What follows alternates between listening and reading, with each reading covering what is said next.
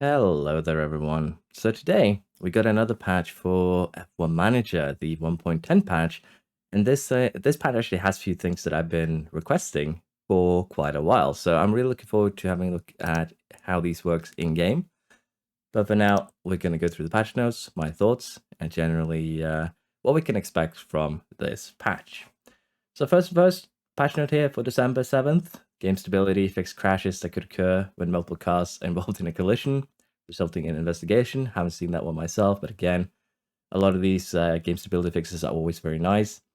But the race sim part here is the very interesting one.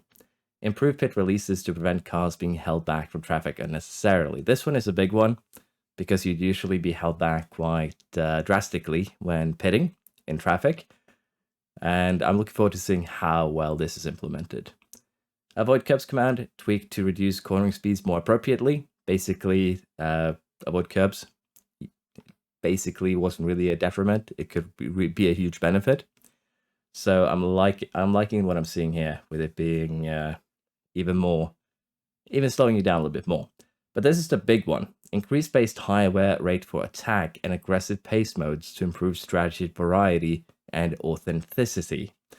Basically, I've been saying this since basically the game came out, that running full attack, running aggressive, shouldn't be viable over the course of a full stint or a full race, and it has been up until this point.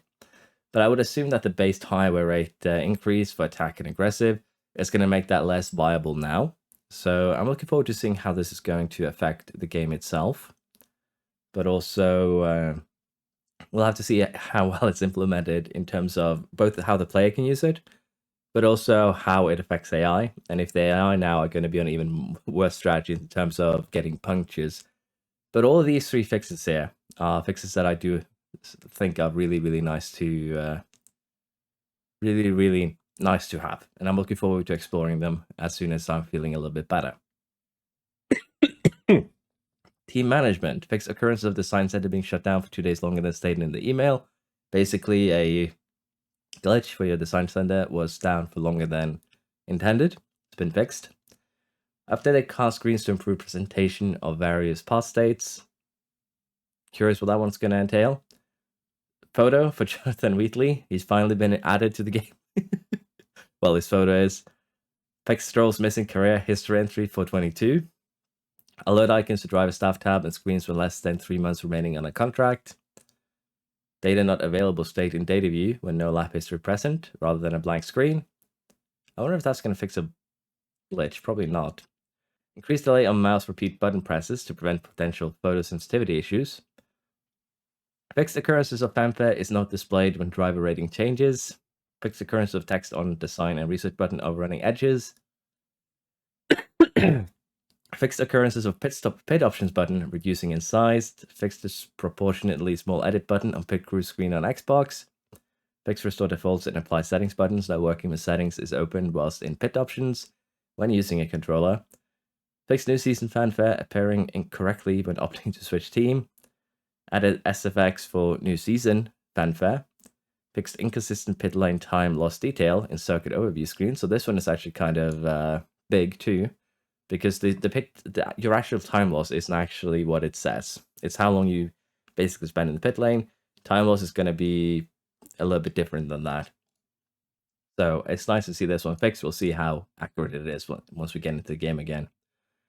Animation fixed occurrence of engineers clipping into car jack in race weekend background shots.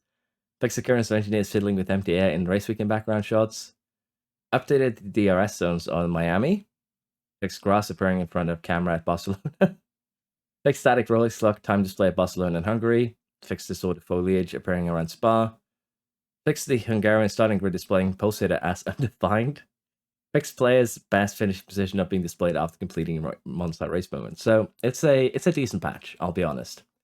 And again, most of these fixes might seem small, but if they have properly done this one, that would be a huge amount of work, because that also means they had to take into account the AI. And what I mean by this is very simple. AI on hard will now actually use the full attack strategies that we players have used.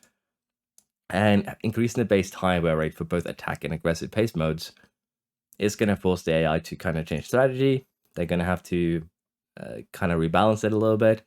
So if they've done that well, this basically is worth the entire patch for me, because this is going to make a game far more, I was about to say reality, far more realistic. That's the word I'm looking for.